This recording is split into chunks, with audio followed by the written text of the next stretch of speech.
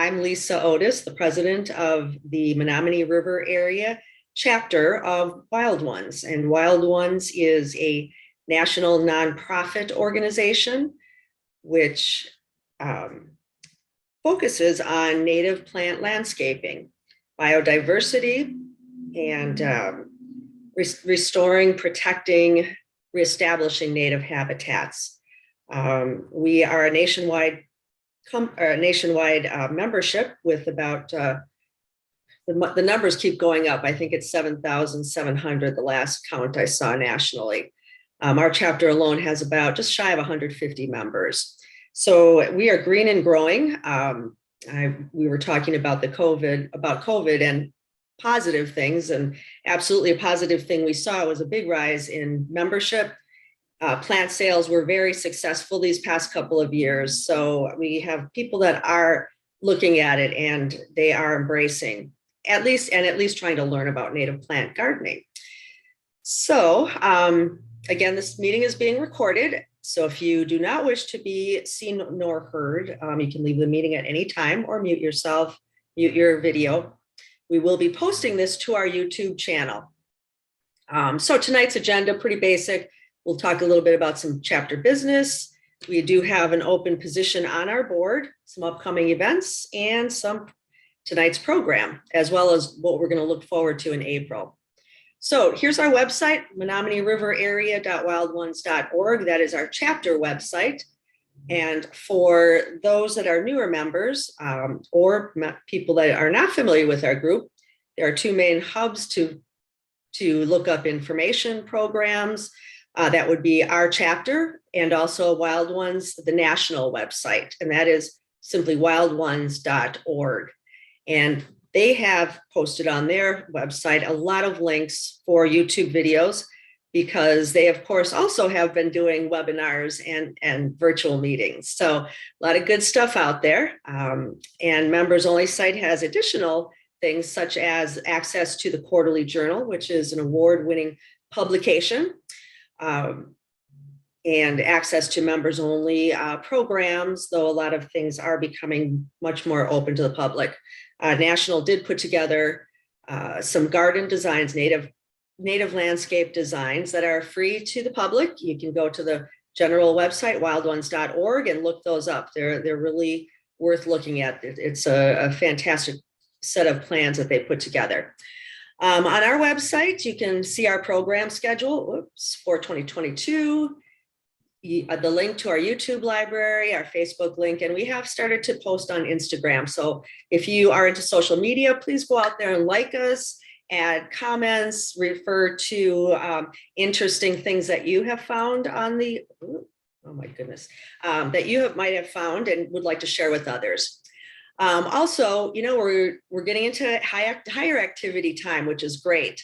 I did a program at Lac La Ronde Nature Center 2 weeks ago. It was kickoff for their annual native plant sale.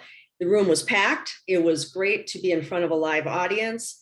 Really pumped me up for the upcoming months, and hopefully we can continue to have these in-person events because it was really just great to do it. So in May, we will be displaying and helping at the Lac La Ronde plant sale. I have one volunteer, but I could use a couple more to just help people find natives, talk about wild ones, just hang out. It's a great plant sale. Lots of people attend.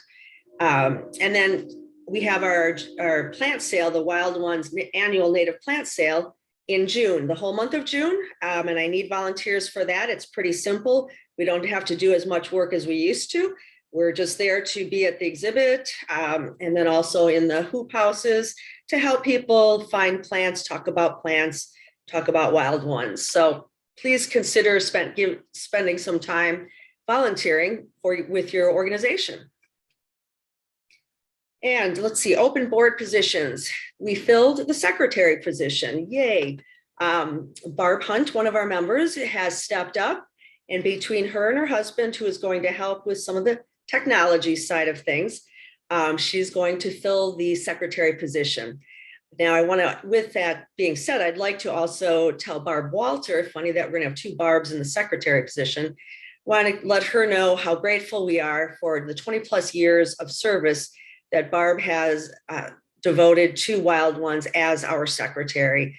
So thank you so much, Barb W., because without you, we would not have a lot of our historical data and current organization. We look forward to seeing you, Barb Hunt, and thank you so much. We are still looking for a treasurer. It's a pretty easy job, just basically taking care of our banking account, checking account. You have to do a financial report once a year to national. And if you know QuickBooks, I think we're currently using that as our bookkeeping program. So we really need someone to step up for that. So please consider doing that if you have a little bit of extra time and are willing to help out. All right, and just speaking of our upcoming events, here's a snapshot. This is what you would find on our website. Next month, we're going to talk about shrubs, the forgotten layer that's being presented by Danielle Bell. We're going to Shiawaukee Prairie in May. June, we're going to tour the Willowbrook Conservancy. It's a property that is owned by Michelle and Shane. But it's also connected to conservancy land. So that should be pretty cool. We're going to go to Carroll University and tour their native gardens. Fox Hills Prairies, we're going to do that area, that conservation area, and tour their prairie. And then in November, we have our members only. Again, benefit of being a member. In November, we will have our annual chapter seed exchange, seed and treat exchange. Last year, we did it out in a garage at one of the members' houses, and it worked out great. Hopefully, we can be indoors this year.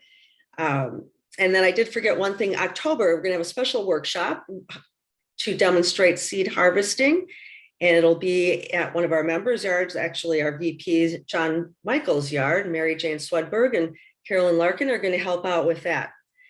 So that's what we have coming up for the year. Hope you can join us for some of these. Some of the events we have coming up, Earth Day, we're going to display at the Elm Grove Village Park. They're organizing displays that are centered around Earth Day and, ecology, those like-minded organizations and representations. As I mentioned, Lac La Ronde Plant Sale, it's a Saturday before Mother's Day, May 7th. We're also going to be at St. James Catholic Church. John Michael will have common milkweed plants to give out to people that are interested, and we'll be there talking about wild ones. And certainly we could use maybe a member or two to help out and just hang out for a bit there.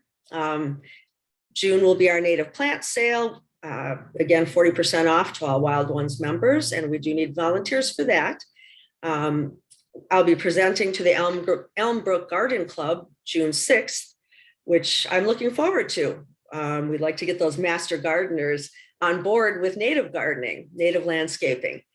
Lots of plant sales going on right now. Pewaukee is taking orders. Washington and Waukesha County have plant sales, and I'm thinking that probably MMSD does, and the County of Milwaukee. I haven't looked into those. Town of Lisbon is giving away free trees, and I did see that there were oaks amongst about 5 or 6 different varieties. So lots of things coming up and heating up for the spring and summer.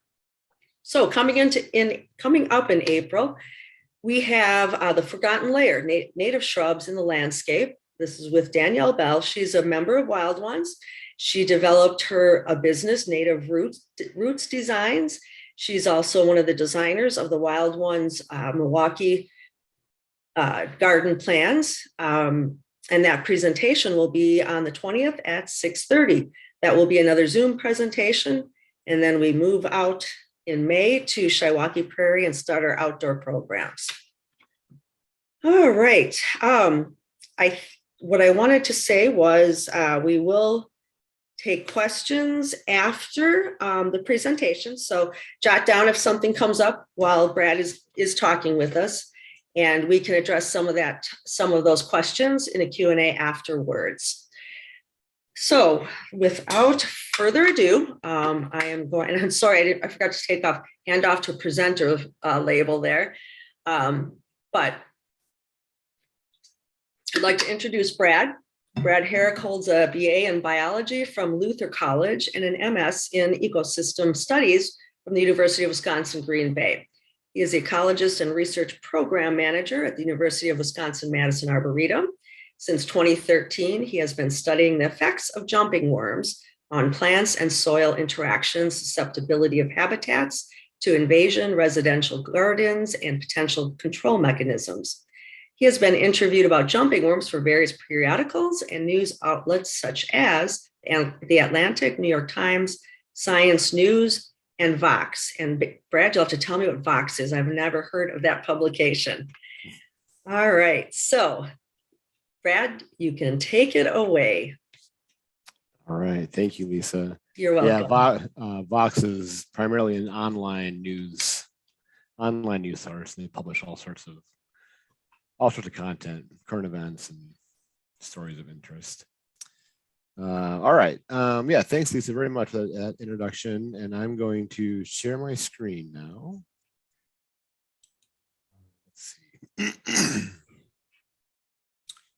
Let's see.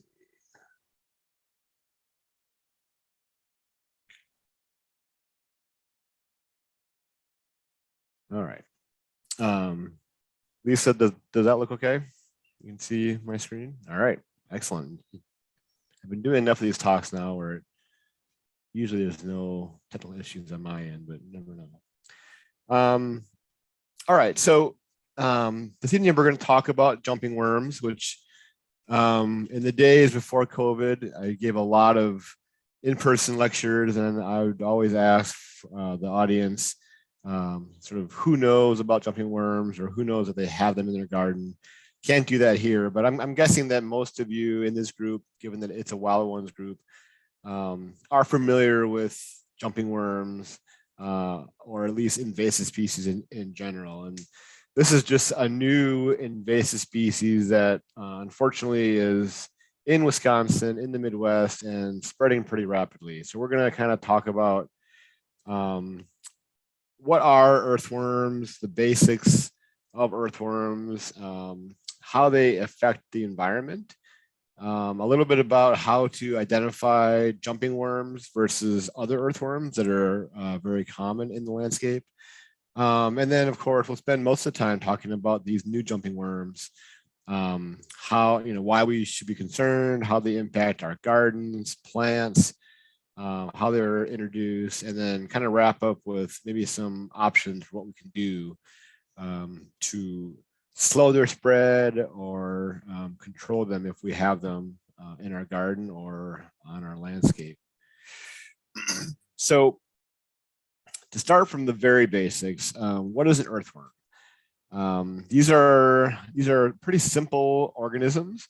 They feed on soil and organic matter, often in the form of leaf litter. So in the forest, they love, like maple leaves, for example, or in your garden, other types of organic matter.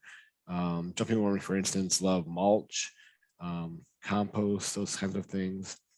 These organisms are promiscuous, they are polygamous, they are hermaphroditic, but some can reproduce parthenogenically. That's a big word, meaning they basically can reproduce asexually. They don't need a mate to produce cocoons, which are their little eggs that have the baby worms inside. And that makes them even more of a potential issue in terms of their invasion potential.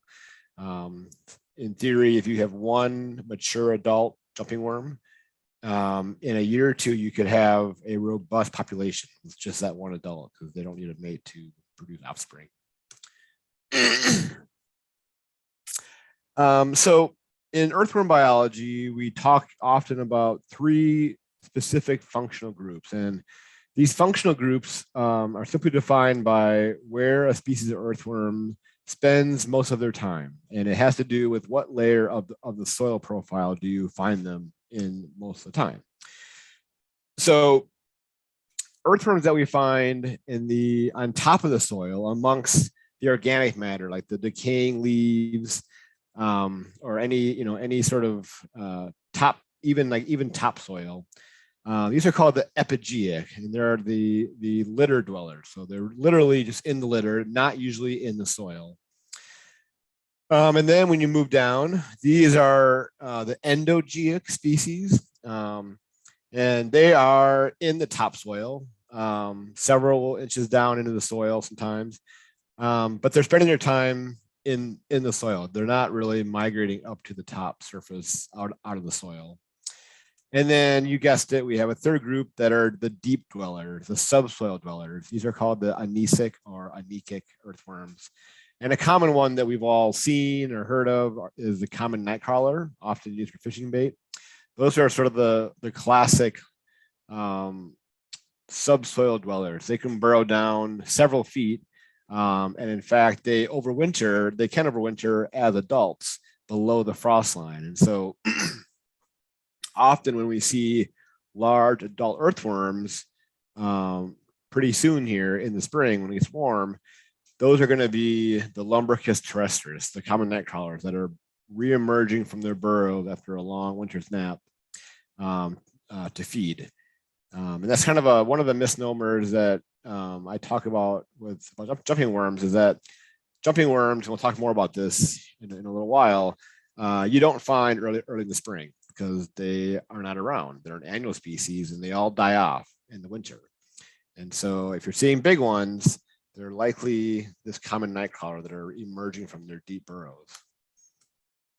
All right, so when you have, and one thing I should mention before I go into this slide, we're talking about other earthworms here as well right now, in addition to jumping worms. But we're talking about earthworms as an invasive species because there are no native earthworms, no native terrestrial earthworms to Wisconsin. All the species that we're familiar with are non-native.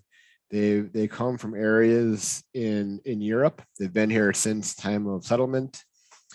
And so since the last glaciation, so in our region, the last glacier receded 10,000 years ago, give or take.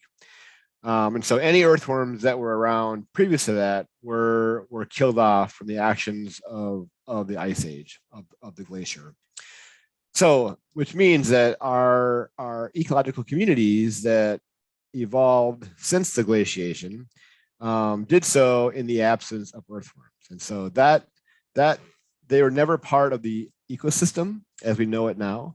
And so they're all, considered non-native, and many of them are invasive. And so what happens on the left-hand side of the slide, you see a kind of a high quality woodland, what you'd like to see, for example, in Wisconsin, parts of Schwamigan Forest, for example, are still very high quality areas. We have a lot of different plant diversity, native plants. You have a really healthy leaf layer, or sometimes called duff layer. It's thick and spongy, lots of minerals and nutrients for plant growth. You have these really distinct undisturbed soil layers, and tree roots are fully encapsulated by the soil or the organic layer. When you get an invasion of earthworms, especially if you get those earthworms from multiple functional groups, so the deep ones, the mid-range, and the top ones, what happens is that they are very effective at mixing the soil. And so you lose those soil horizons and you see a lot of soil compaction. You get exposed roots because they chew down all the organic matter, all that healthy leaf layer is gone. And so trees can definitely suffer from that because their roots are exposed. Few native plants can survive without that nutrient-rich duff layer. And so you end up getting just a few natives that can hold on. But what happens eventually is that you get other invasive species like buckthorn and garlic mustard that move into those areas. And so there's been a lot of research on this. There's this feedback loop, basically one invader leading to multiple invasions into the same ecosystem. It sort of opens the door to more invasions. So they really do change. They really can change the entire ecosystem. I won't go through all this, but this is just a list of how earthworms change or manipulate their environment. And they do it through physical means, through chemical means, and changing biological properties. And really it's through just their how they live their life, through their burrowing activities, their castings, which are the excrement, which are nutrient rich, but that's also removing nutrients from the soil, how they feed, they secrete mucus secretion, they have kind of a slime on them. And so all these things play or act on the soil in different ways. And they really can fundamentally change the soil, which affects everything else, right? So that's your 5-minute primer, if you will, on earthworm biology. And so if we jump, no pun intended, into jumping worms, a lot of the same characteristics are shared between European earthworms and jumping worms, but there's also many characteristics that are different. And so we'll talk more about that now. So these are a group of earthworms that are native to Asia. And interestingly, where they're endemic to, they're often found in grasslands and not forests. They might be found on forest edges, but for some reason they're more common in grasslands. Where here, we hardly ever find them in grasslands or in prairies, for example. You might find them in turf, but that's different than a native grassland. And we don't really know why that is. But there are hundreds of species of jumping worms. Not all of them are called jumping worms. They have different names, but they're all in this Ferritomoid is kind of the group name. There's a lot of different ones worldwide. We have about 17 identified in North America. The first record in Wisconsin was at the Arboretum in 2013. We have 2 species at the Arboretum. And in Wisconsin, we probably have about half a dozen different species that we have recorded. In Wisconsin, we're one of the few states actually that regulates invasive species. And we have this rule called the Natural Resource Rule 40, which is a rule that basically lists invasive species as restricted or prohibited. Prohibited means that it's unlawful to have a given invasive species, whether it's a plant or an animal or what have you. And you are required to take action to control that species. Whereas restricted is a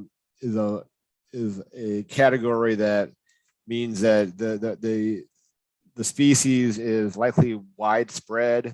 You still are not allowed to knowingly sell or move them across the landscape, but it's not unlawful to have them on your property because we don't usually have a control for them. So like things like buckthorn are restricted. Buckthorn's everywhere, so we don't want people selling the plant and planting it and moving it around, but it's probably here to stay. So right now, jumping worms are listed as restricted. They were prohibited prior to that 2013 finding, and then we realized how widespread they were. So I mentioned a little bit about different species, and this is really academic, but in the upper Midwest, there are 3 that are much more common than other ones, and they tend to co-occur for whatever reason. Really, they act the same. They're just different by size. And I'll just say the word so you have a sense for how to say these Latin words. Amenthus tokyoensis, Amenthus agrestis, and then Metaphyre hilgendorfi. So there's even different genre for some of these, but they're all very similar looking. Tokyoensis tends to be 3 to 5 inches. Metaphyre can be 8 to 9 inches long. So they just differ by their length primarily. But all three, like I mentioned, they're all what we call epiendogeeic. So if you go back to that diagram where I had the red squares showing the different functional groups, we do sometimes classify earthworms as kind of hybrids between groups. And so jumping worms tend to be on the surface of the soil in the litter, but will also go into the soil a little way. So they're sort of halfway between epigeic and endogeic. So we call them epiendo. And they're all parthenogenic. So they all can produce without having a mate. All right. So one of the helpful things that I found when talking to groups is to try and differentiate what you might see in your soil. If you're interested in what a jumping worm is and is not, especially compared to common European species that you might find in the same part of the soil. And so on the left here, and I'll explain what these red arrows are indicating here in a moment. This is a typical Amenthus. This is actually a Amenthus tokyoensis. And this is a Lumbricus rubellus, which is a red worm. Very common European worm, not to be confused with the red wiggler. That's a composting earthworm. This is just just called the red worm, sometimes called the tiger worm. But they're found in the same part of soil, right? So on the top litter layer or just beneath the soil. So you might see them together even. So we're going to kind of compare and contrast these two images. Jumping worms on average are probably a little bit longer than the red worm, although length is never a good indicator whether you're talking about identifying different plants or other organisms, because individuals can grow longer or shorter due to anything, genetics, environmental conditions, etc. So take this with a grain of salt in terms of the length. The life cycles, though, are very different. I mentioned earlier that Amenthus are annual species. So in a few weeks here, probably, if it continues to stay warm, we'll start to see the cocoons will start to hatch from jumping worms that were laid last winter. And they grow for 2 months or so, 2.5 months. They become adults. They start laying their own cocoons the rest of the summer until about mid-October in our part of the state, end of October. When you get the first hard freeze, then they all die within a couple of days. And so any cocoon that have been laid will overwinter, kind of like a seed bank.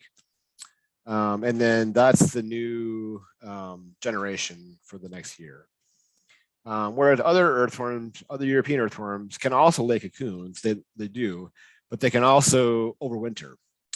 They're not strictly annual species by any means, so they can burrow down enough to often escape freezing temperatures. As you can see from this photo, the skin coloration is markedly different between these two species.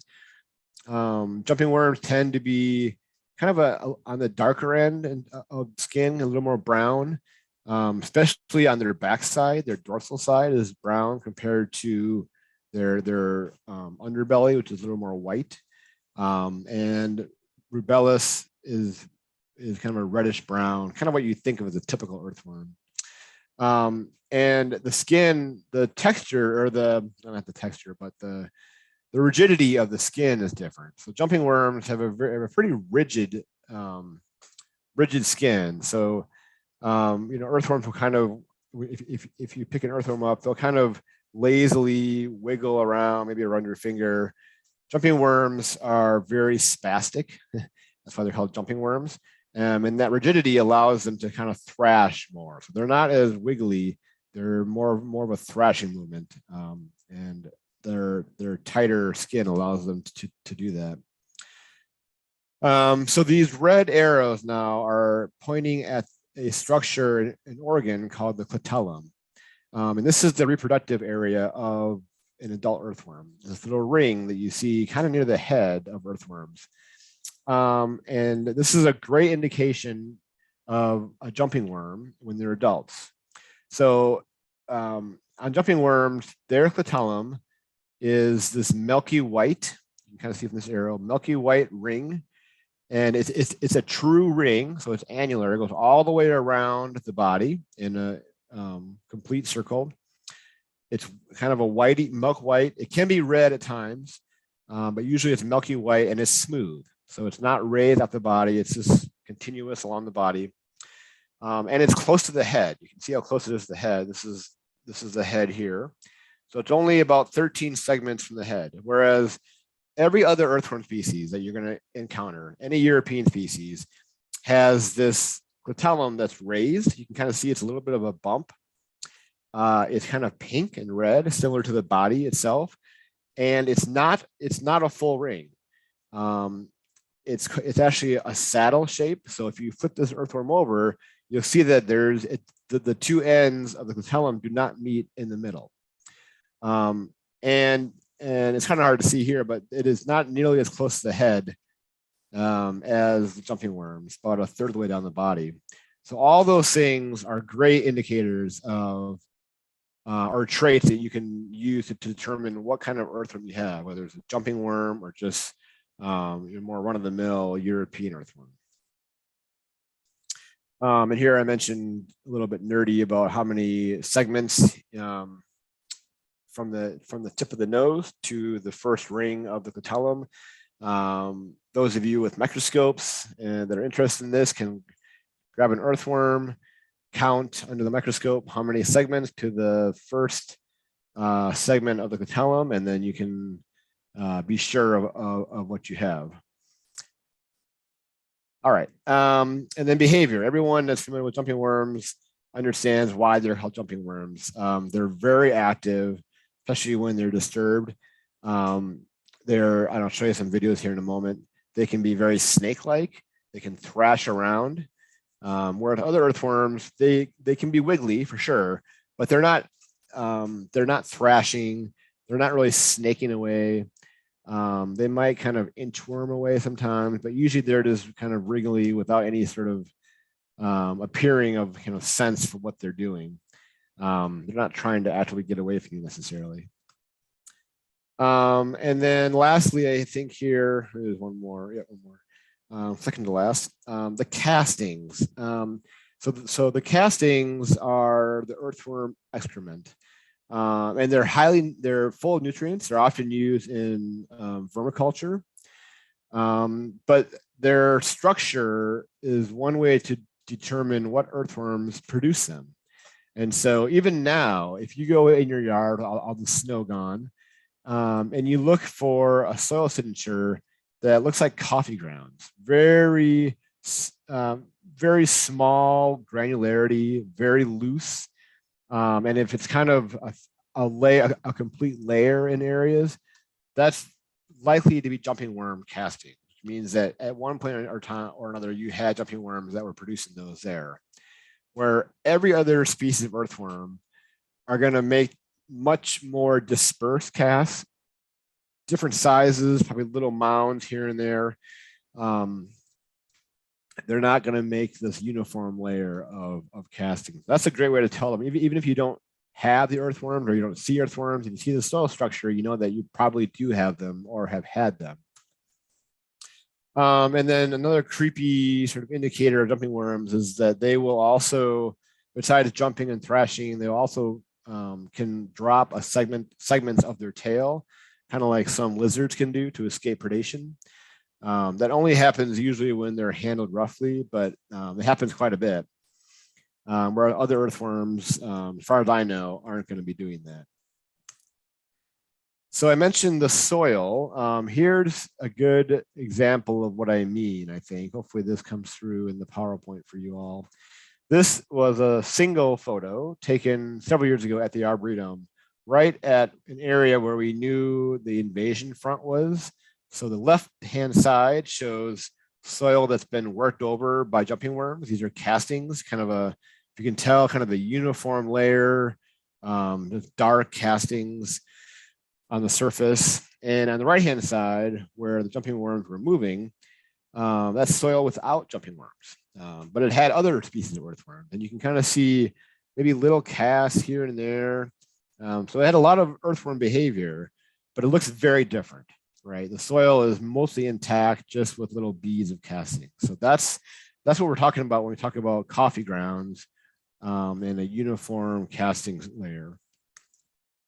All right, so here's a couple of videos just to demonstrate jumping worms in the field. So this is what, when you disturb them, these have been disturbed for this image or for this video. Oops, let's go back. So that's their writhing behavior. And then here's one showing you a snake behavior. You can see the clitellum there too, near the head. So this is the head right there. This is the clitellum. Show that one again. It's fun. Okay. And here's demonstrating when it jumping worm will drop its tail. See, it's writhing, and the very end there, it's kind of moving independently.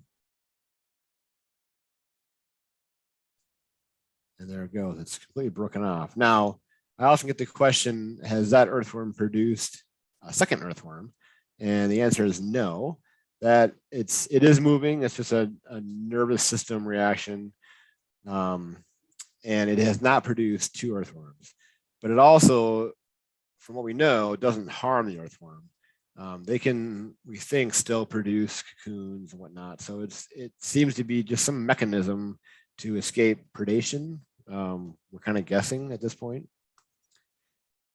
So with all of that said, things could be worse. We could be living in Australia, and not that that's bad, but having to deal with the giant Gippsland earthworm. This is the largest earthworm in the world. It can get up to 9 to 10 feet long. You can see how thick it is. And so this is, I had to throw this photo in there to, if I haven't already creeped you out, this will do it. Can you imagine finding this in your garden one day? And they're native to Australia, but they are very, very big. Okay, so back to our situation here. So I mentioned we have these three different species that kind of co-occur in the upper Midwest. And the names are there, and their only difference really is their size. The large ones are Metafire. The smaller one is the Memphis tokyoensis. And as such, different body sizes produce different size castings. And so these are 3 buckets of castings that we took from known populations of individual species groups. And so you can just see that there's different sizes. So you might see different size granules if you have jumping worms in your yard. And that just means that you probably have more than one species. Lucky you. And so that's just, it's just kind of academic, but it's interesting that you can tell species on some level by the size of their castings. And the other part of their life cycle is their production of cocoons. And so these are jumping worm cocoons. They're very small. You can see they're much smaller than the size of a penny. They're about 2 millimeters across, somewhat oblong, and they're produced right at that clitellum. They'll slough off cocoons from their clitellum. And we don't know how many cocoons an individual earthworm will produce in a year. Might be 1, might be 50, we don't know. But there's usually one baby hatchling per cocoon. Sometimes there are twins we found, but usually it's one. And they're about 10 millimeters long. This is a new hatchling that we took a photo of. When they're born, they're already pigmented. When we first started researching this group, we'd go out in the field early in the spring, right around now. We start to see these white or translucent earthworms that were very small at the surface of the soil and were really wiggly. And we thought, oh man, this must be the hatchlings. And they were everywhere. We later discovered that those are called potworms. They're not actually earthworms. They're different sort of annelid. They're very common, and you've probably seen them if you start gardening early in the season.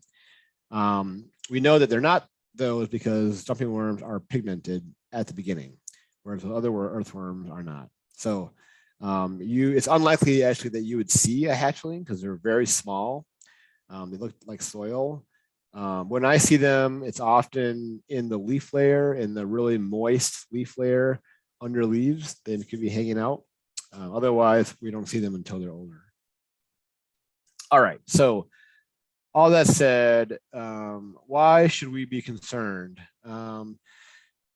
So these earthworm, jumping worms, kind of represent a triple whammy for native plants and animals.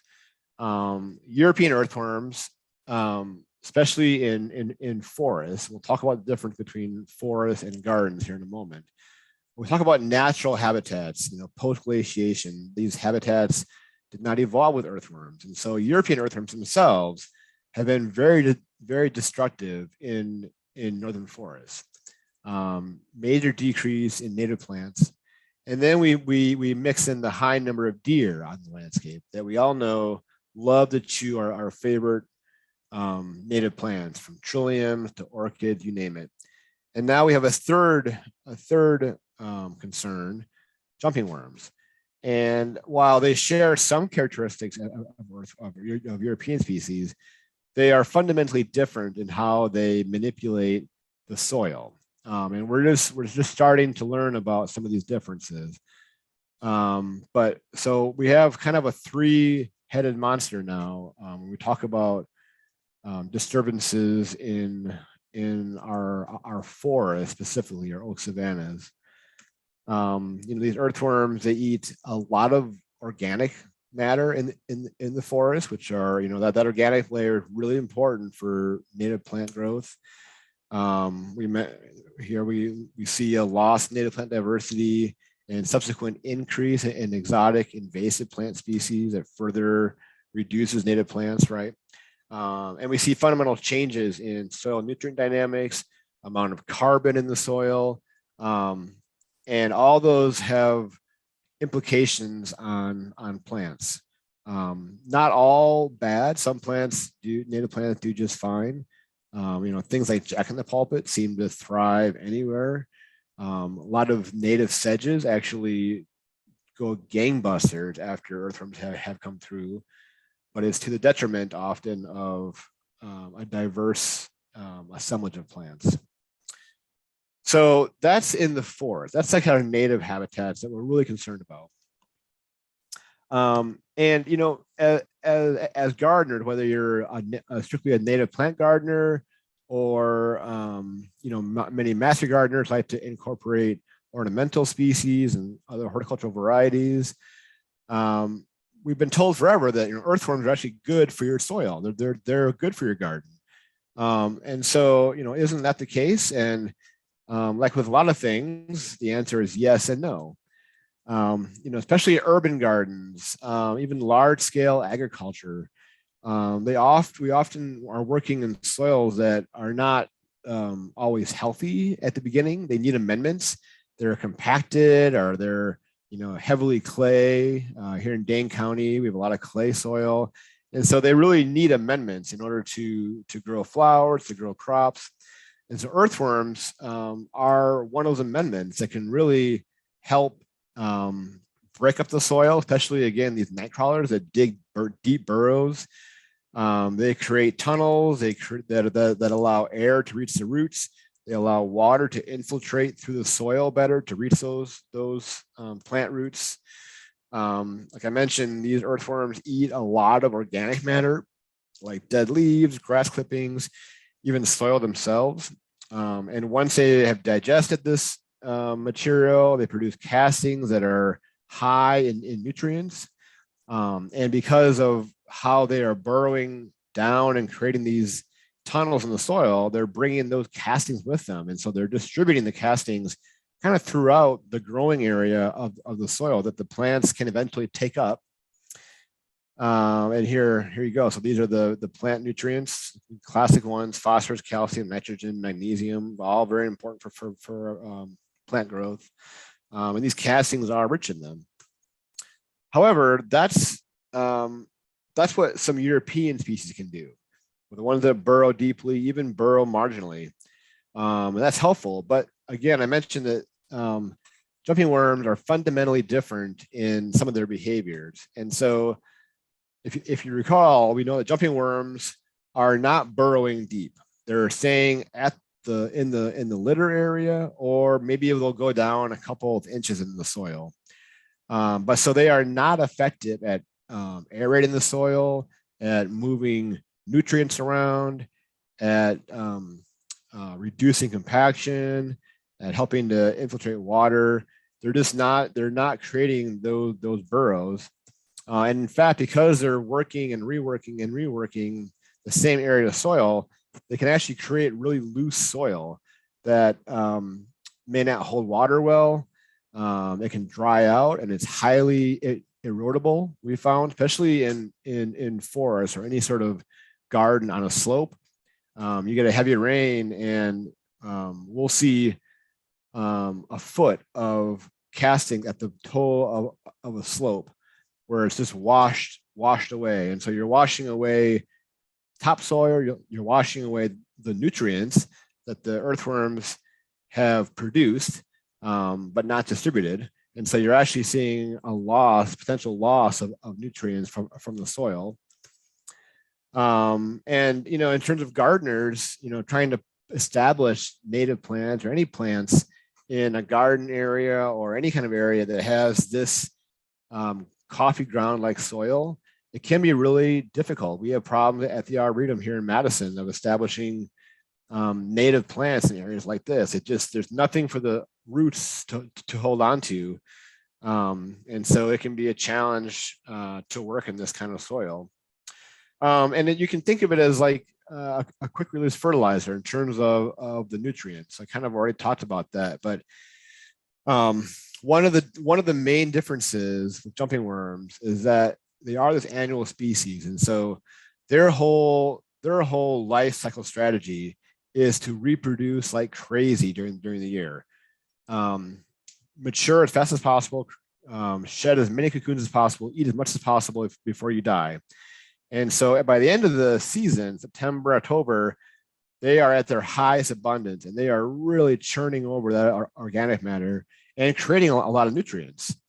But if you think about the life cycle of that earthworm, of jumping worms, and the life cycle of let's say some native plants that you're gardening, at the end of the season, the plants aren't looking to grow anymore.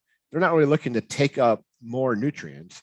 They're putting stuff down into their roots, carbohydrates to overwinter, to keep their roots alive. And then in the spring is when they need those nutrients to send up flowering stalks and produce flowers and seeds themselves. And so there's this mismatch that can happen. You get this really quick release of nutrients, but it's the wrong time. And then we know that even at high abundance, earthworm, these jumping worms can destroy turf grass as well.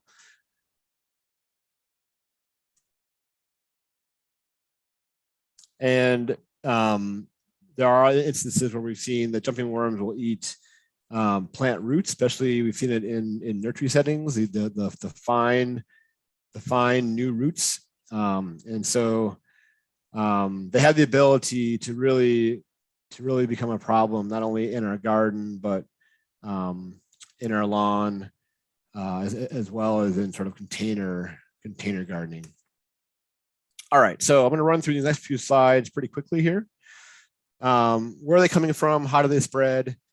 They are highly associated with, like I said, organic matter, gardening materials, plant materials, horticultural industry. So they're often found with compost, with hardwood mulch. There's very high correlation with mulch harboring jumping worms, any sort of organic soil. And if you live in an urban area, like here in Madison, we have city leaf pickup. And again, these earthworms are living in the leaves primarily. And so as they're producing cocoons, if as you rake your leaves to the front to have picked up, for example, the city or municipality will pick them up, bring them to some central location to either be mulched or composted that either sold again or used on city projects anywhere. And so it's sort of a perfect storm. It's like a great way to spread invasive species. You put it all in one spot, mix it up, and send it out to all different areas. And so these are just ways that we know that they could be spread. And unfortunately, garden or plant sale can be one way too. A lot of folks have tried a lot of different things and have kind of figured out what works best for them in terms of being able to hold their plant sales. And I always encourage people, plant sales are really an important part of organizations, not only like wild ones, but the Arboretum as well, master gardening sales, small garden clubs.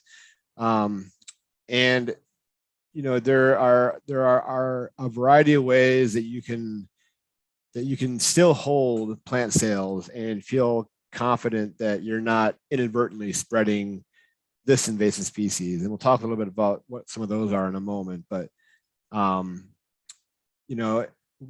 biggest thing is that if you're an organization that takes in plants from your membership or from others that are being transplanted from a backyard or a garden, one, educating the membership about jumping worms so that they know what to look for. Often just looking for that soil signature is enough to ensure that you're not taking plants from an infested area. And there are things like root washing and other things that can be helpful. That can be stressful on the plant. The biggest thing, you don't need necessarily to drench your roots in any sort of chemical. Water can work. It can be stressful on the plant, but even if the plants are big enough and you can kind of shake the soil from the roots, that might be good enough, because the cocoons are not attaching themselves to the actual plant, it's to the soil. And so, just getting as much soil off as you can, and then transplanting it in a soilless medium or some other sterilized soil can be really helpful. And we can talk more about that here as we go. But nurseries, greenhouses, again, any organization, any industry that works with this kind of product can potentially be spreading jumping worms. And we've worked a lot with the green industry in the past. They are very interested in jumping worms and not having them, and they've gone to great lengths, especially in southern Wisconsin, where there are a lot of greenhouses, a lot of nurseries. They don't want them, and so if you go to a nursery and ask about them, they should know what you're talking about and should be able to answer questions about their practices. At a more kind of local scale, when we're working in our own garden or our friend's garden, be sure that you arrive clean and leave clean. Jumping worms, like any invasive plant species as well, can get stuck on your shoes, on tires, on your shovel. Just make sure that you're brushing your boots off, washing your tools before you go to a friend's house or to a natural area and volunteer or whatnot, that you're not inadvertently spreading them that way.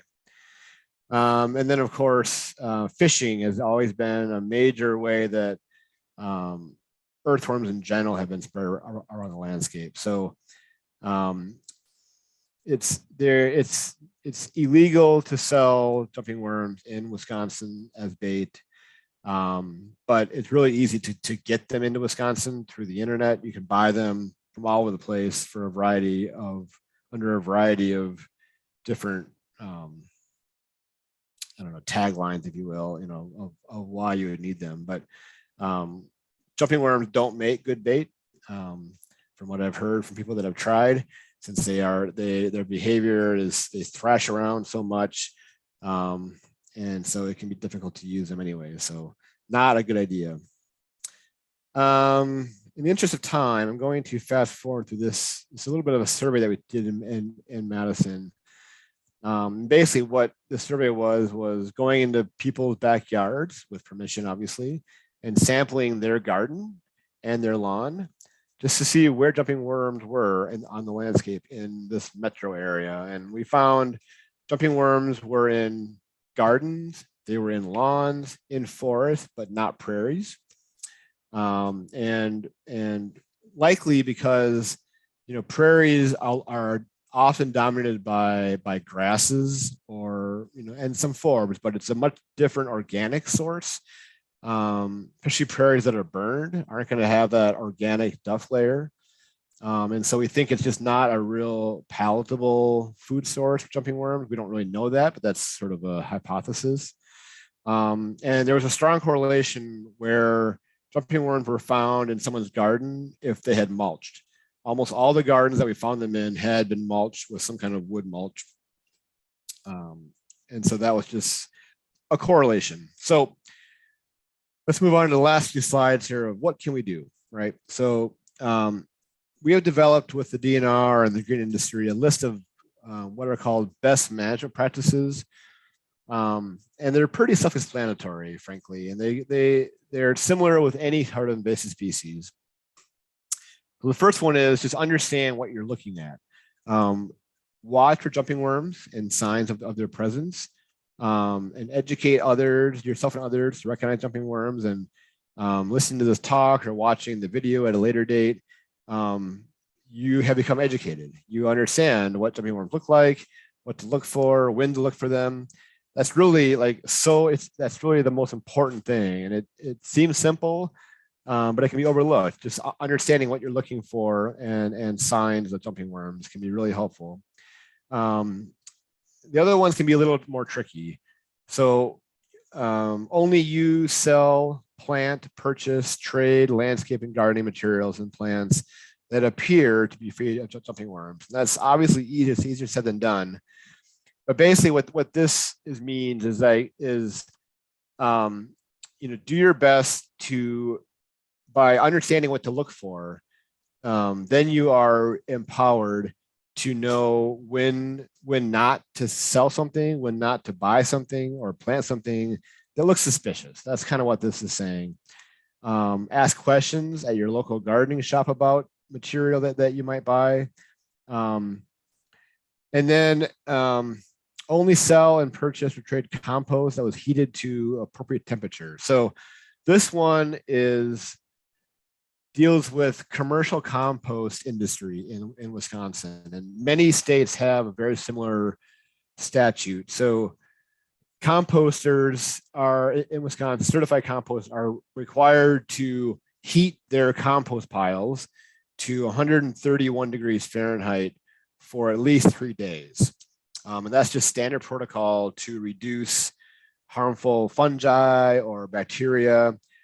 We also know from research that temperature at that duration will kill any earthworm and render their cocoons inviable. So if you're buying compost from a commercial outfit from Wisconsin, you're going to be probably fine. That's one level that you can take to ensure that you're at least doing what you can to hedge your bet that you're not buying infested compost. That's really hard to do because often when we go to big box stores, they're getting it from wherever in the country they're getting it from, right? And so buying local, again, it's another example of how that can be effective, knowing where you're getting your material from. And I mentioned this already: arrive clean, leave clean. That's really a standard best management practice for not moving around any invasive species, whether it's jumping worm or garlic mustard or whatever. So some of you may have heard of this technique.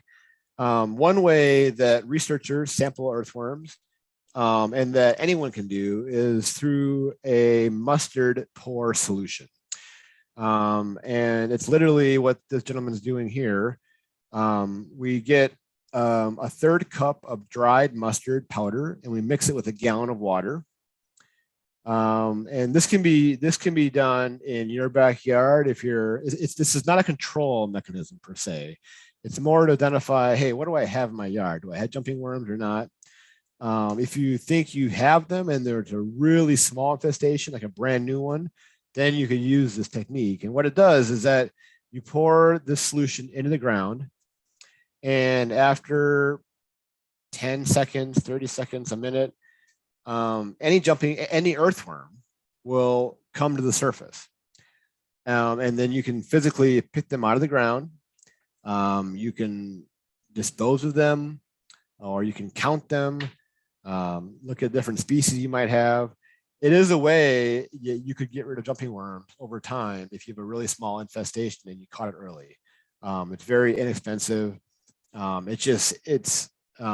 It would take a while to cover enough of your lawn with this technique to get any sort of large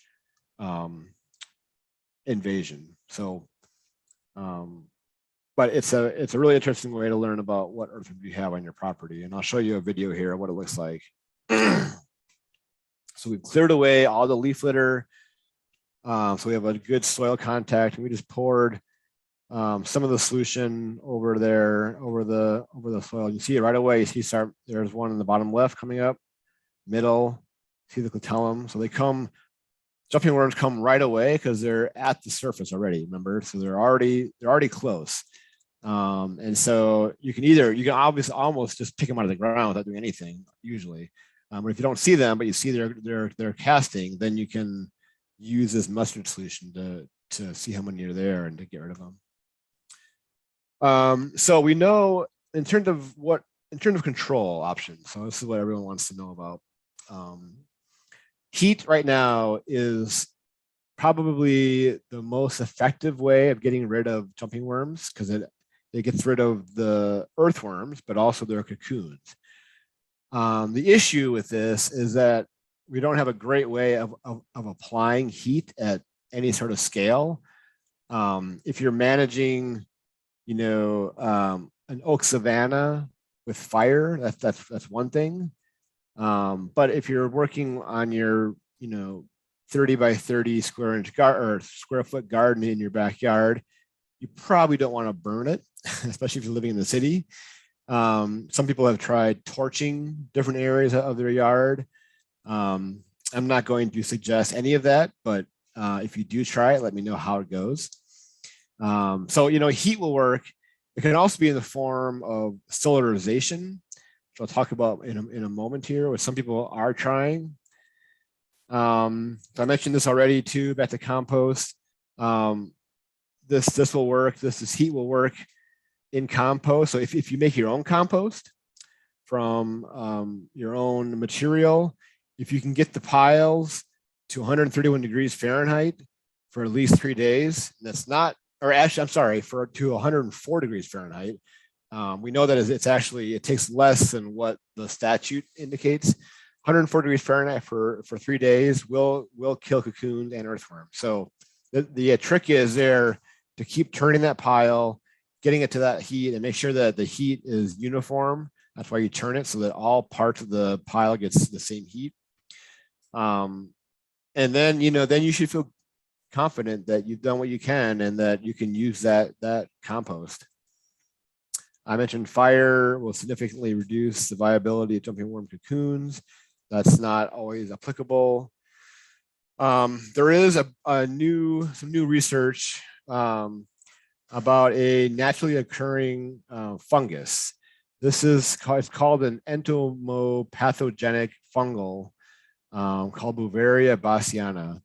And what that means is that it's a fungus that's used to kill off arthropods of all sorts, usually pest arthropods. And it also kills jumping worms. And it's a common, you can find this in most garden stores or hardware stores called Botanigard. And the mortality here, so what these researchers did was they used Botanigard as per label, and then also isolated just the fungus and used that. The fungus alone was more effective by about 10% in terms of mortality over 4 weeks. But 60% mortality over 4 weeks with just the product alone mixed and applied per the label was pretty effective. And so, using this product in a given season can really set back, I think, jumping worm invasion. It is not, it is somewhat of a generalist in terms of other soft-bodied organisms. It will also kill a lot of things. But it depends on your priorities and your goals. If jumping worms are the thing that you really want to get rid of, this might be a good option. Other options that we have been less research behind, but have been used by folks. This liquid early bird is an organic fertilizer that's actually no longer on the market, but there are other similar products. And it's a combination of a very low nitrogen fertilizer mixed with plant saponins, which are naturally occurring plant, basically plant toxins that are produced by different plants. And it's mixed with this fertilizer, and it's very effective at killing jumping worms. There's one called Castaway that you might have heard of. They're actually used on golf courses a lot because of the fertilizer component, and the golf course managers don't like earthworms messing up their soil. Beyond that, there's not a lot of research on that per se in terms of other impacts to potentially beneficial invertebrates. And it does not seem to affect cocoons. So that's the down part of that one. Soap, this Castile soap, like Dr. Bronner's or other ones, mix it with water. It can be very effective. However, there can be some negative impacts to plants. I know geraniums do not like them. But again, it depends on your goals. That's a very inexpensive way to potentially control earthworms. Biochar has been reported, but not really studied much in terms of control. So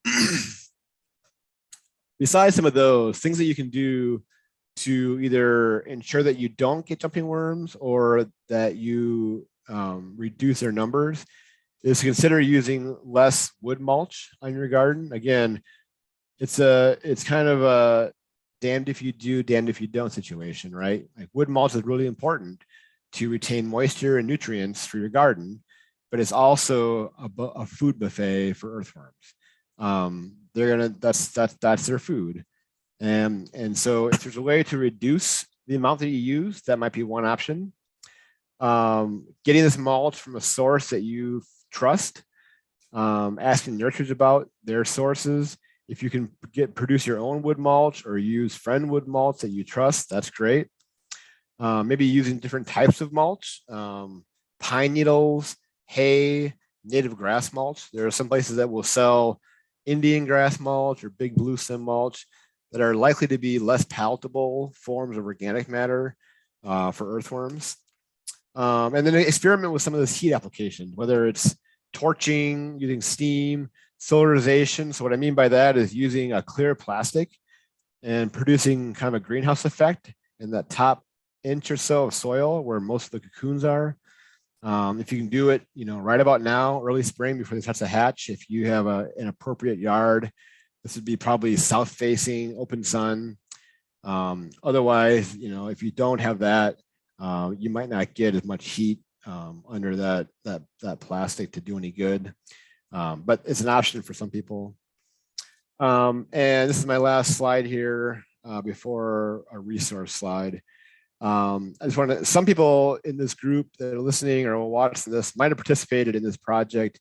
It's a current project that I have going on where we're interviewing, conducting surveys and focus groups of gardeners in Wisconsin to learn about their experience with jumping worms and plants, native plants and ornamental plants. And the goal here is to take a first crack at a list of plants that are commonly affected by jumping worms and list of plants that are not. And so the idea here is that once we have this list, share that list broadly with people, and then do some more research on why are some of these plant families or plant groups affected or not. And so there may be some traits that you could go after in terms of plants that might not be affected by jumping worms, and then maybe some plant traits that are affected, and you avoid those in your garden. So we're just now getting into the focus group stage of this. The project will wrap up this summer, and then we'll hope to have some art material coming soon. All right. Other resources, the Wisconsin DNR is a really good website on jumping worms. The Arboretum website is really good.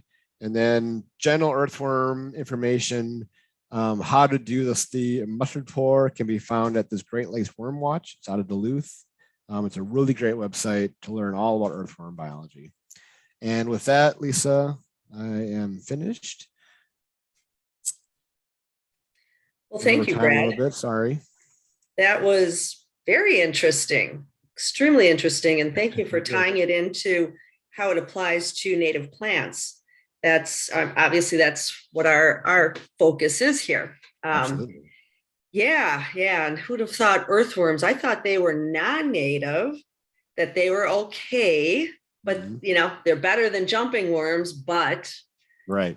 Yeah. Right. So that's very interesting. Hey, if everyone wants to turn on their cameras, turn on their mics, unmute yourselves. Let's have a little face-to-face meeting here, or some questions or discussions. Whatever. We've got some time. Cindy, you have something?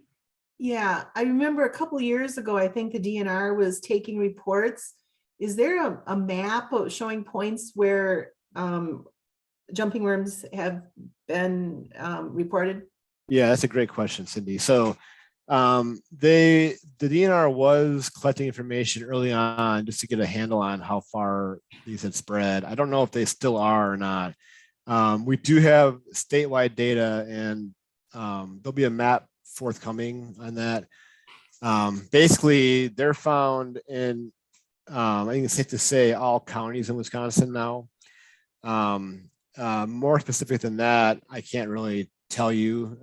They're often around urban areas. We know more about the urban areas just because where people are reporting them. But we hope to have a map coming from this project that I was talking about down to like the zip code, or even more fine than that, of observations, confirmed observations of jumping worms. But at this point, maybe short of a couple small counties in northeast Wisconsin, they're pretty much found in all counties. So I also wondered about what nursery practices would it be appropriate to ask about if we're going to a nursery to get some plants? Yeah, I would ask, really, first of all, are they, do you know about jumping worms, and does your operation, are they on site?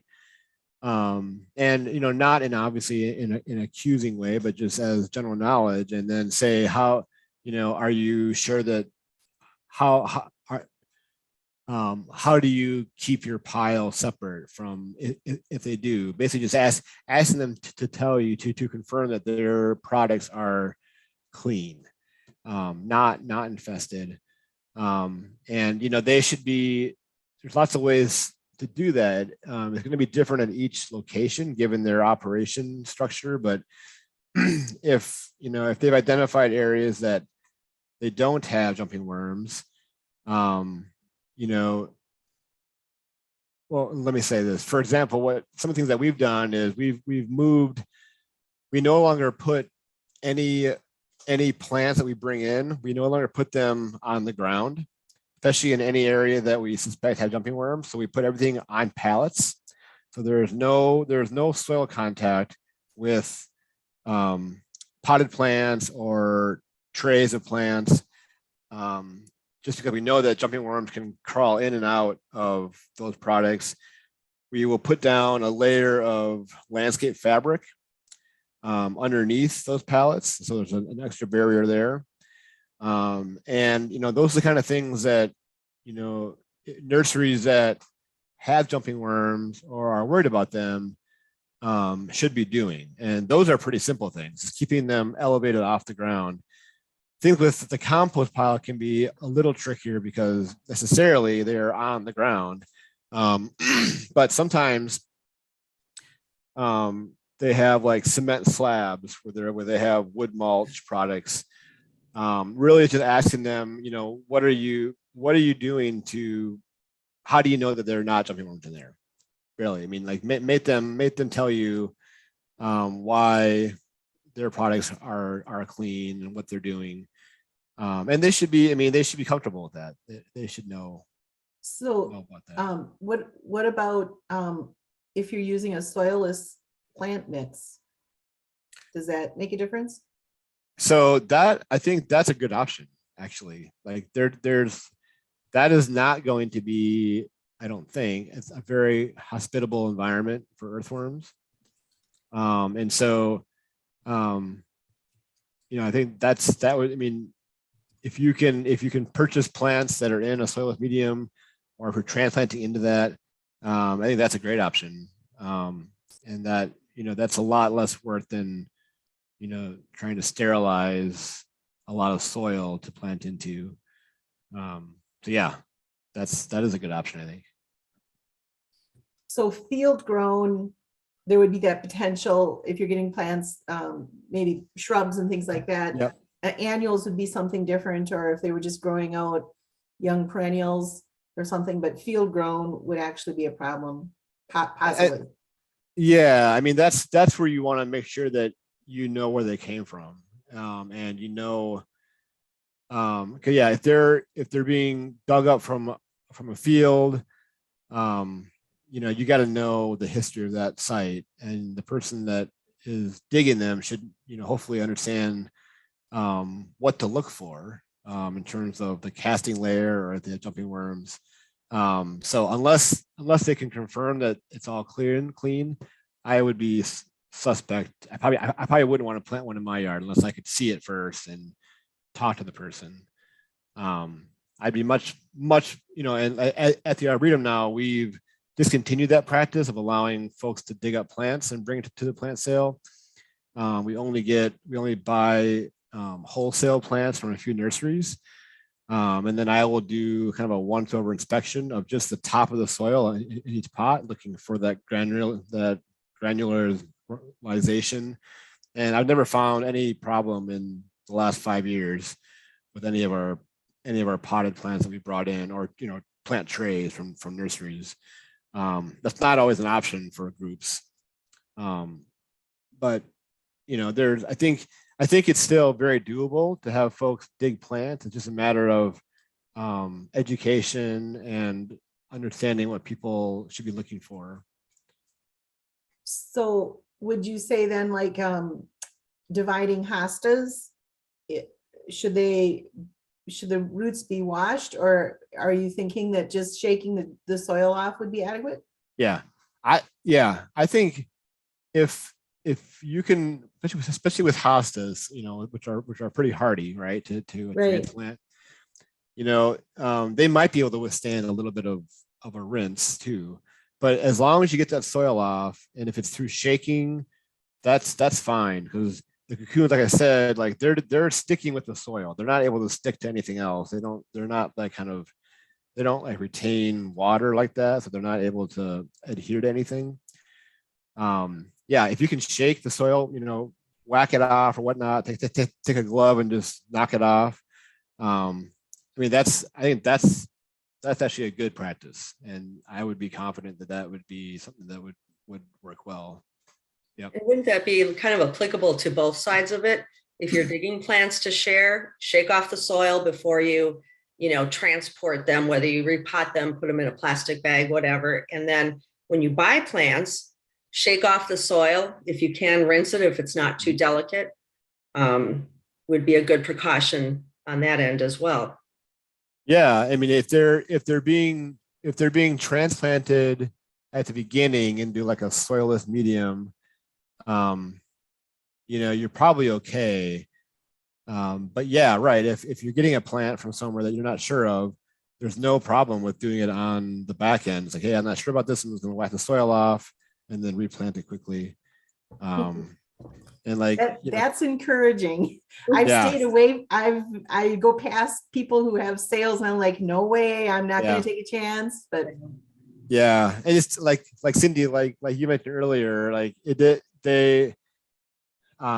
can be it'd be kind of like hit and miss with certain plants. Like if you rinse their roots really thoroughly, you get all the soil off. That's one thing, but that can be kind of a shock to the plants too.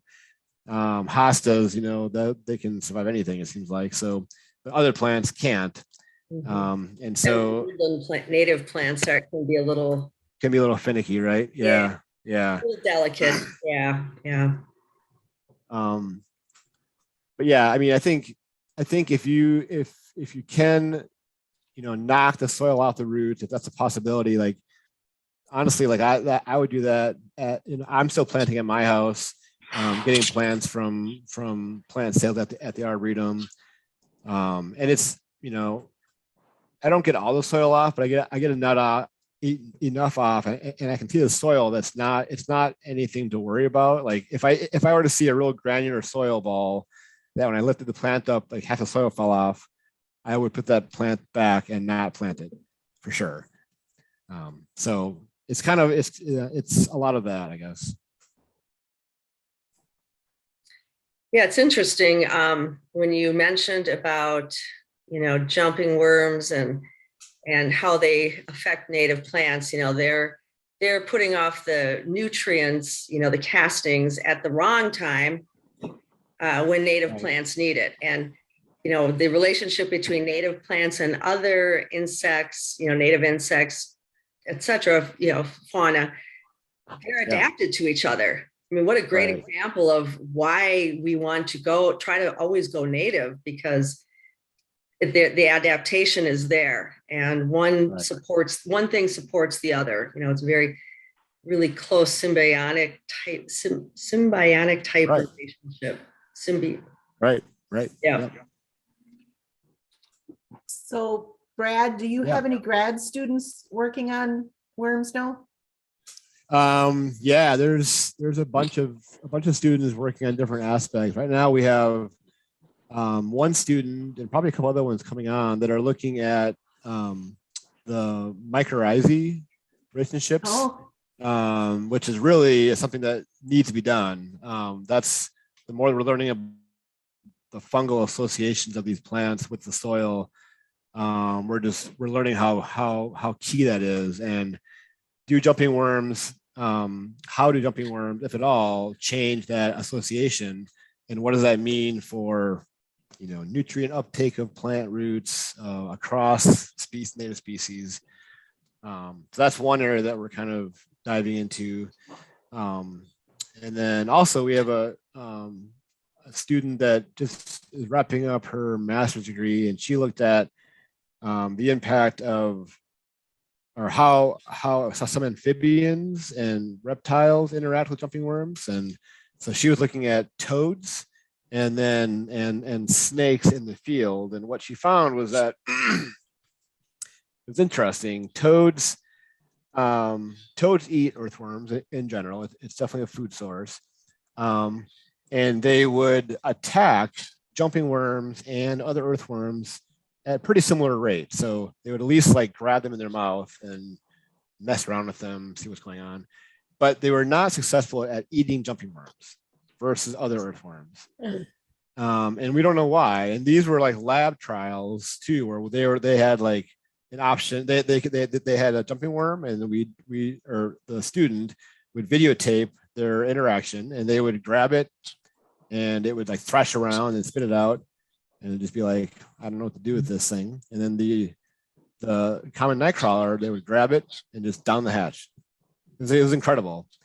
And so it appears that they're not going to be a predator potentially on jumping worms, but she did find that garter snakes were consuming jumping worms. And so they were able to look at the gut contents of some snakes that were caught in the field, and we could identify jumping worm. So they are a food source. They are a new food source for at least some species of snakes, but we're just scratching the surface at those interactions. And did you have a question? Yeah, I just want to. I've been reading um, oh, Lynn Heasley. She's a history ecology person, and Okay. she I've been reading her book about the first couple chapters are about the zebra mussels, Oh, and how they've totally changed the Great Lakes over the years. And I remember years ago going to a couple of presentations at UWM in Milwaukee mhm. by the people who were studying the water in the lake when the zebra mussels first started showing up, and then talking about how to prevent them and how to, and like this other quag whatever kind of mussel Yeah. too that Okay. followed the Aqua zebra mussel. mussel. Yep. Yeah, and how you should, make sure they're off the boat before you switch lakes and all that stuff, Yep. which has all turned out to be impossible. Yeah. And I guess I mean, as I first blush here, I'm thinking these these jumping worms, it seems to me like the cat's out of the bag already, that we aren't really going to be able to prevent them from reproducing Right. like they've been doing. Even last year, I live in Waukesha, Okay. in the city. Um, and last year, sometime or other, I was out in front of my house. It's a cement driveway and a brick walkway, and some birch trees and some small brush underneath the birch trees. And right at the edge of the brick, right in the dirt, I saw this thing wiggle. And I took a better look, and I was like, it was wiggling around like, and it was a worm, but it was Yeah. wiggling like a worm shouldn't wiggle it. I was like, that must be a jumping worm. And I'm pretty sure I'd looked it up then, and it had the white glitter or whatever you call it thing. Yeah. And so I'm sure I've got them in my yard. Yeah. At least that one was there last year, and so I assume there'll be tons more this year. Yeah. Yeah. And I have no way to know where it came from. I hadn't put any new plants in that area for 10 years, probably. Yeah. So it seems to me that they're everywhere. And then what do you say to somebody who's feeling like it's hopeless, they're here, and we may as well accept them? What do you say to that? Yeah. I mean, I think that's a valid comment. Like it's the chances of us getting rid of jumping worms on any sort of large scale is probably not going to happen, right? It is a similar sort of thing as, hopefully not garlic mustard or buckthorn at that scale, but I mean, they are earthworms that are going to be hard to get every last one of them out of your yard or out of a forest. And so it's really, I think, it's not necessarily how do we get rid of all these from out of the state. That's not going to happen, but it's are there, especially in our like backyard garden, maybe we don't want them there. Are there small scale things that we can do to preserve the soil as it is now? And this is what my project is getting at. Are there ways that we can garden with them? Are there ways that we can adapt to their presence? And a lot of invasive species biology is about adaptation. Or adaptation, just like climate change. We're adapting to climate change in certain ways. And so, what are the plants? We still want to be able to garden and use the soil, and that's not going to ever go away. But there are going to be plants that probably aren't going to be as likely to be, tolerable of this kind of disturbance. There's probably plants that are going to be like, I don't notice anything different, and it's fine. And we just don't know that, though. We don't know what that looks like. Plant prairies wherever possible, since that's right. be the most inhospitable environment for them. Kind of, do a little war of ecology or something. Yeah, and that's like, frankly, like the garden ecosystem is probably their best habitat, because there's no one's trying to burn them. No one's everyone, we're adding food to their nice soil all the time with mulch and compost, trying to make this rich soil, which they love. And so they're probably those areas are probably turning into sources on some level. And that's why, if we can really keep them out of our like high quality forests, that's kind of like the one thing that we want to try and do is keep them from spreading where they're not already. And that might be impossible? I don't know. But we do know that they are readily spread by humans. I mean, the way that they spread throughout the country already, they were found in Washington, Oregon, California before they were found in most of the, mountain states.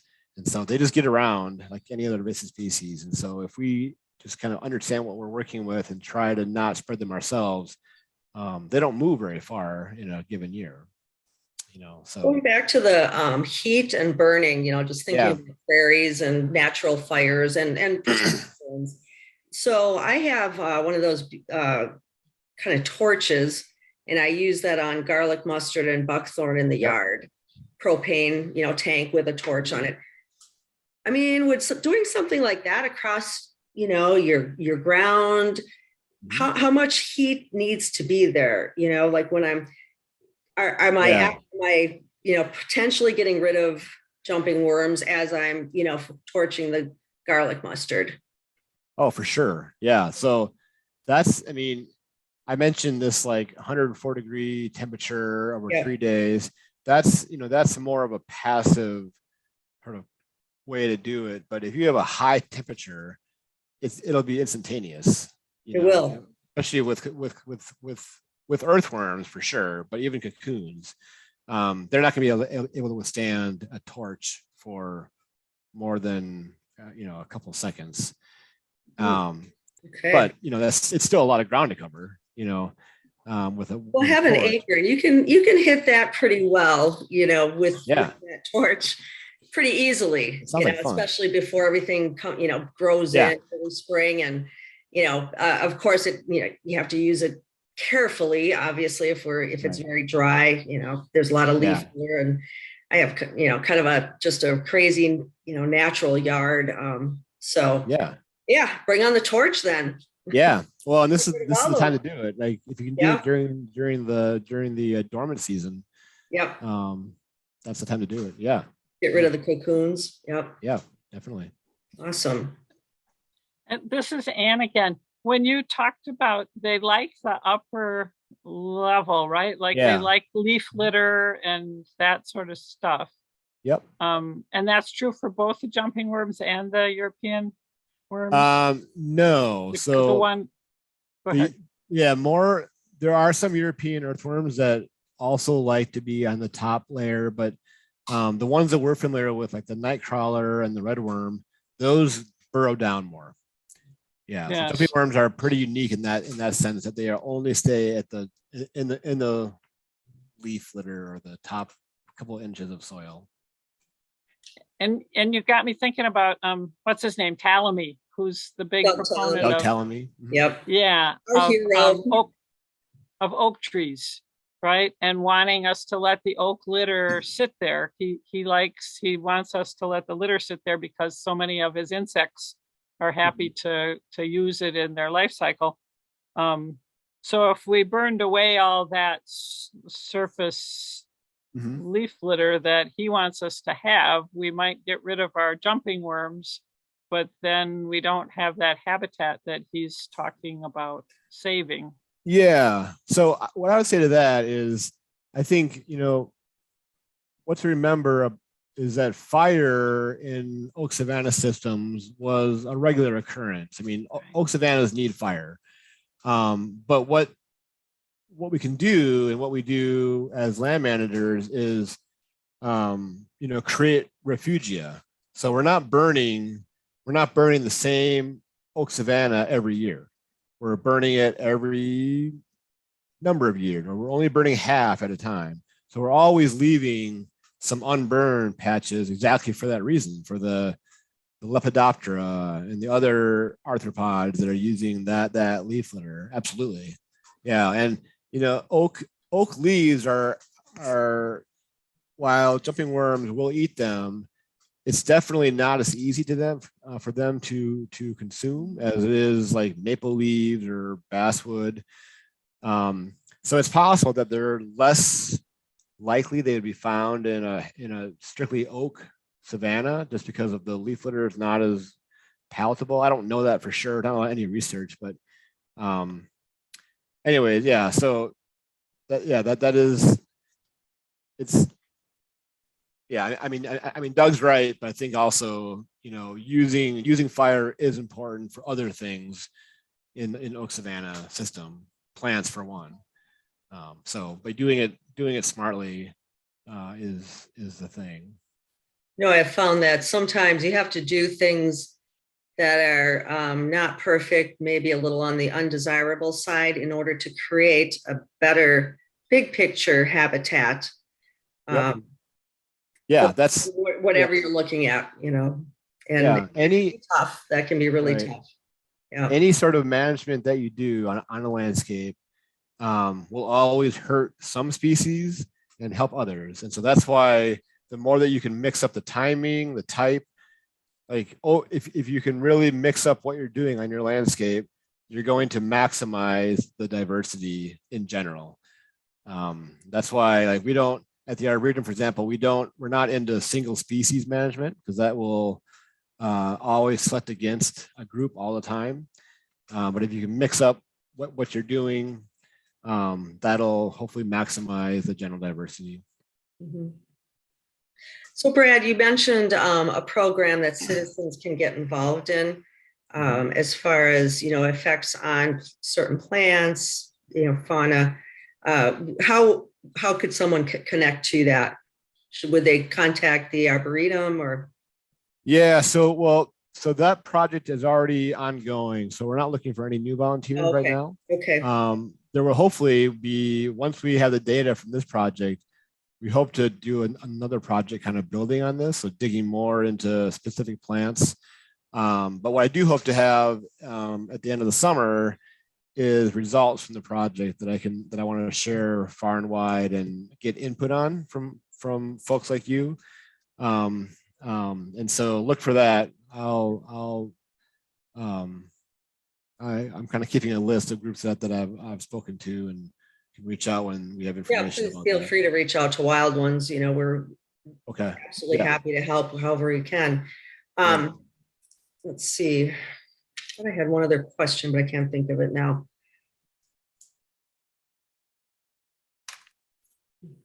Well, this was a great presentation. Anyone else have any questions before we? Thank you, Anne. Thank you for your participation.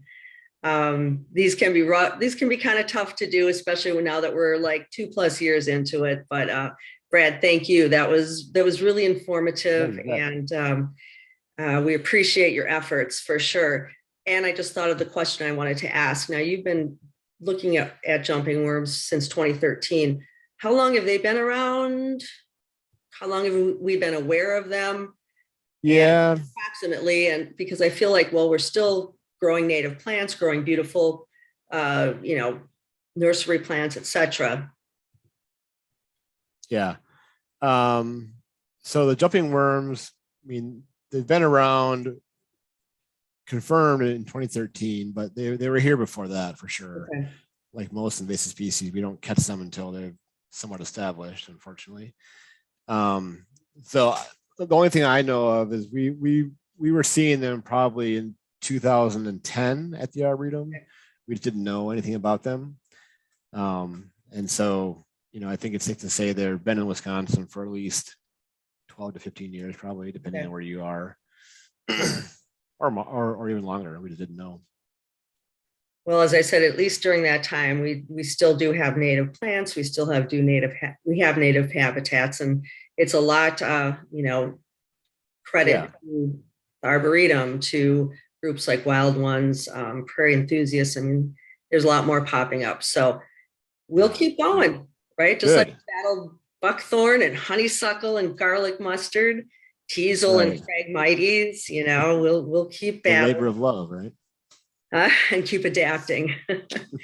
So thank you so very much. And I just wanted to remind everybody that our April program is Danielle Bell talking about shrubs in the native landscape. We look forward to that. And if anyone has some time to devote to some of the volunteer activities we have, please let me know. You can call or email me. And thank you again, Brad. Thank you to all of you attending. And I hope those that watch this video will enjoy it and will learn how to identify and deal with jumping worms and other invasive worms. So thank you all very much. Thank you very much. Yeah, bye-bye.